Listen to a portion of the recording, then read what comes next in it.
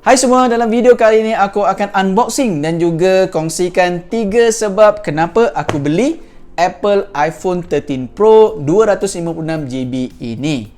iPhone 13 ni sebenarnya dah lama keluar, tahun lepas September 2021. Tapi untuk color hijau ni baru saja keluar bulan 3 yang lepas. Aku tak adalah nak cerita detail sangat pasal iPhone 13 ni sebab dah lama keluar dan dah banyak dah video-video dekat YouTube oleh YouTuber yang lain. Aku cuma nak kongsikan pandangan aku sahaja. Bagi korang yang belum tahu, semua video dalam channel TV Kacak ni aku rekod menggunakan iPhone 11 Pro 256GB yang tengah rekod sekarang ni. So untuk video editing pula adalah 1-2 video yang aku edit menggunakan iPhone, tapi kebanyakan video yang aku buat aku edit dekat laptop lah menggunakan software Filmora. So apakah sebab-sebabnya aku upgrade daripada iPhone 11 Pro yang aku guna sekarang ni kepada iPhone 13 Pro? Jom saksikan video ini.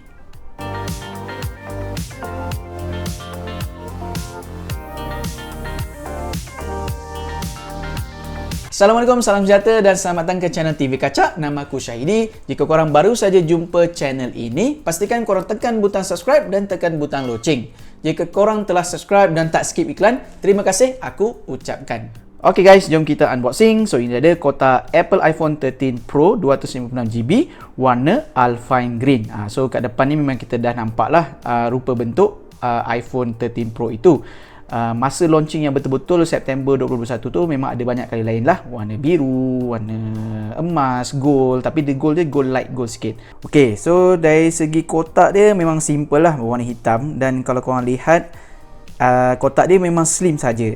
So kalau kita bandingkan dengan kotak iPhone 11 Pro yang lama yang aku punya, so dari bahagian depan ni memang lebih kurang sama je, tapi di bahagian tepi memang beza lah. Sebelah kiri ni 13 Pro, yang ni 11 Pro, memang beza.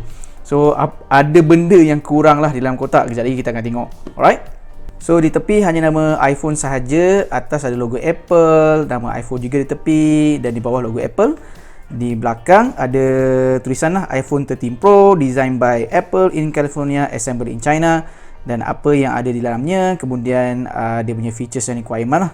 Ada bahasa Malaysia juga, okay, Apple Malaysia. Dan di bawah ni just nak confirmkan serial number dan juga iPhone 13 Pro Alpine Green 256GB. Right, so untuk unboxing senang je. Dia ada strip dekat atas ni dan juga di bawah. Alright, so kita tarik saja. Okay, strip yang pertama, yang kedua, okay, and then pusingkan balik, and then baru kita buka lah. Okay, kita buka. Alright, tu dia. Okay, dan di dalam tak ada apa-apalah kotak depan ni. Alright, so dari segi hijau dia, bagi aku cantik hijau dia. Dia hijau yang light-light gitulah. Okay, logo Apple, dan kita boleh lihat jugalah dia punya kamera ni memang lagi besar compare dengan 11 Pro punya kamera bump. Okay, so ni kita keluarkan dulu. Okay, tak tepi. Dan di dalam kotak kita ada macam biasalah, design by Apple California. Ada SIM card tool ni, ada beberapa information, macam biasa ada Apple sticker, okay, dan ada beberapa information manual kot. Okay, alright, tak baca sangat. Seterusnya kita hanya ada charging cable USB Type-C kepada Lightning. So tak ada charging brick, power brick tu tak ada. So yang tu korang kena beli separate lah. So Apple katanya dia nak selamatkan environment, so dia tak ada include power brick ataupun charger tu. Tapi bagi aku dia just cuma nak untung lebih lah kan. Sebab yelah, kalau tak ada ni, kalau korang ada charger, yelah, kalau korang tak ada charger korang kena beli daripada Apple. So harga dia pun agak mahal juga. Kembali ke telefon. So alright, okay, itu dia. Alright, so dari segi overall design memang lebih kurang sama je macam iPhone 12. Kalau compare dengan iPhone 11 memang lain lah, sebab design dia kat tepi ni lebih petak. Okay, lebih petak, kembali kepada design iPhone 4 dulu. Okay, so atas pun lebih kepada jenis petak, and then tepi ni memang stainless steel lah, ni power button. dan bawah untuk kita cas. Rasa dia aku rasa lebih berat sedikit lah compare dengan iPhone 11 Pro. Alright, dan kita lihat kat sini dia punya notch tu macam kecil sedikit compare dengan version yang lama. Kita buat sedikit comparison dengan iPhone lama yang aku ada. So yang pertama adalah iPhone 4. Aku pun tak ingat kenapa aku simpan iPhone 4 ni. Sebab iPhone 4 ni memang masih dalam keadaan baik. Aku pun telah update dia punya iOS kepada iOS 7 lah, paling latest dia boleh update pun. Tapi dia slow lah, tak macam dulu. Seterusnya kita ada iPhone 6. iPhone 6 sebenarnya phone backup aku. Masa tu aku ada iPhone 7, tapi iPhone 7 tu kena rembat, kena curi. So aku pun gunalah iPhone 6 sebagai backup. Tapi yang ni dah rosak lah. Yang ni adalah iPhone 11 Pro yang aku guna untuk semua YouTube. Dan last sekali kita ada iPhone 13 Pro. Kalau kita comparekan iPhone 13 Pro dengan iPhone 4, so 13 Pro ni aku rasa memang mengambil konsep design daripada iPhone 4 sebab dia lebih kurang petak dia punya design, flat design. Cuma bezanya iPhone 4 ni dia macam ada segmen-segmen sikit. iPhone 13 Pro memang flat sahaja. Seterusnya kita comparekan iPhone 6 dengan 11 Pro, memang menggunakan design yang lebih kurang sama. Konsep dia rounder shape design di keseluruhan body phone itu.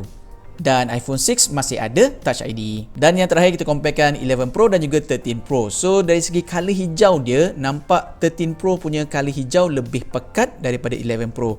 Dari segi overall design memang lebih kurang sama, dan perbezaan ketara korang boleh nampak dekat dia punya kamera layout, kamera setup lah, memang lebih besar dan nampak lebih tebal. Lagi-lagi kalau daripada sisi memang kita nampak dia punya lens kamera tu memang timbul keluar compare dengan 11 Pro. Dari segi ketebalan, iPhone 13 Pro lagi tebal dan nampak lebih tinggi daripada 11 Pro. Sebab yang pertama adalah aku akan upgrade phone setiap 2 tahun sekali. So aku pengguna iPhone sejak model iPhone 3G. Kalau ikutkan Apple punya strategi, dia akan keluarkan model iPhone yang baru setiap tahun.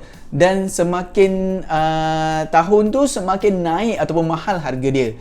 So kalau aku nak follow trend upgrade phone setiap tahun, memang tak mampulah dan tak berbaloi pun. Sebab kadang-kadang setiap model katakanlah model tahun ni, model tahun seterusnya tidak ada banyak sangat penambahbaikan ataupun improvement ataupun features dekat phone tu. So tak berapa menarik lah untuk upgrade sebenarnya. Jadi plan aku adalah aku akan tukar iPhone setiap 2 tahun sekali. Caranya aku akan jual iPhone yang lama, dan dengan duit tu aku top up sedikit untuk dapatkan iPhone yang baru. So tak adalah aku rasa beban sangat ataupun berat sangat nak bayar sedebu duit untuk beli harga yang betul-betul iPhone baru ini. Yang bagus yang tentang iPhone adalah resale value dia yang tinggi. So memang akan ada pembeli yang nak beli second hand iPhone untuk dia gunakan sebagai iPhone kedua ataupun nak bagi sesiapa.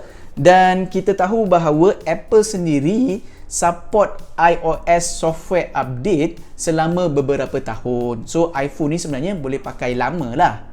Untuk aku adalah pengguna Maxis sebab dulu aku pernah kerja dengan Maxis.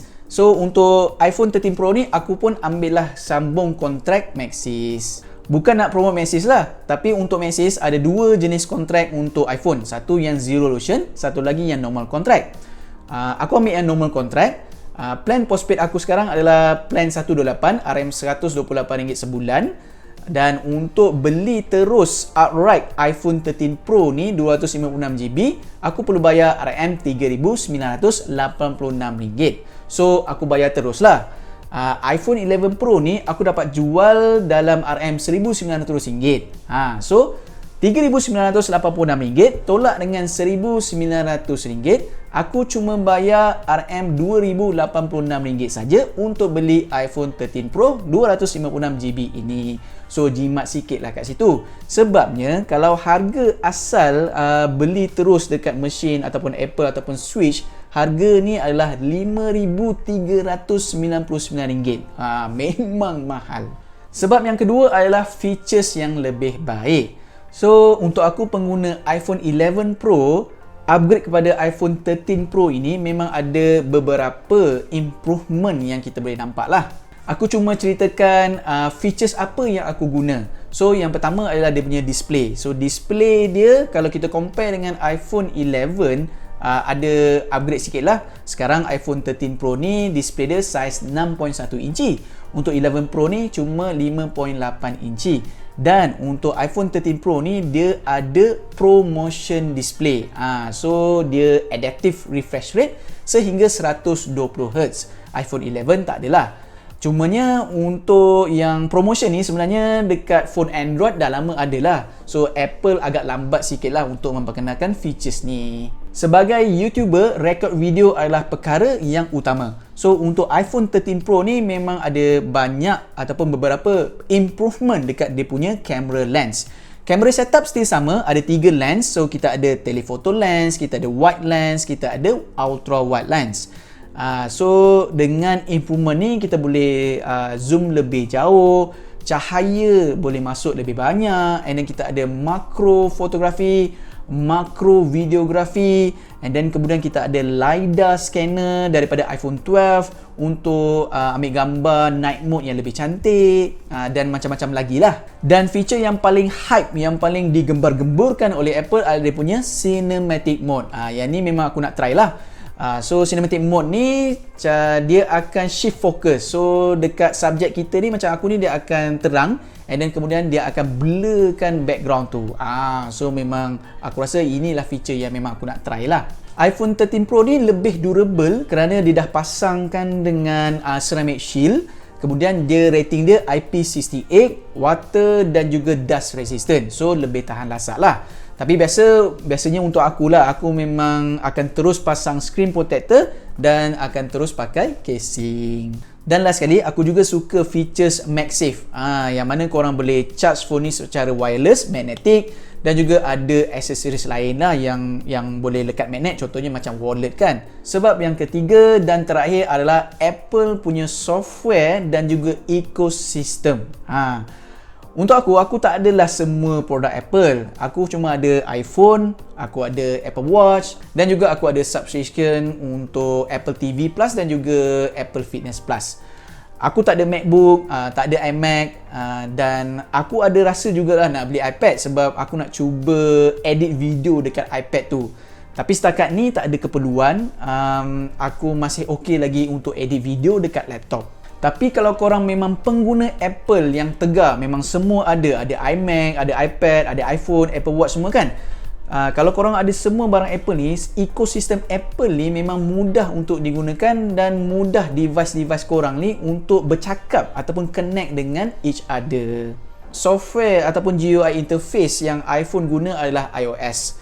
So sekarang ni iOS 15, dan bagi aku iOS 15 ni semakin lama semakin improve, dan setakat ni aku guna memang tak ada masalah sangat, memang sedap mata memandang, senang, mudah. Aku pernah juga try Android punya software, tapi at the end of the day memang aku lebihlah suka, bukanlah kata better, tapi lebih suka kepada iOS compare dengan Android. Bagi aku iOS ni memang tak perfect, sebab ada features yang dekat Android phone yang belum ada lagi dekat iPhone, ataupun iPhone dia ada tapi lambat.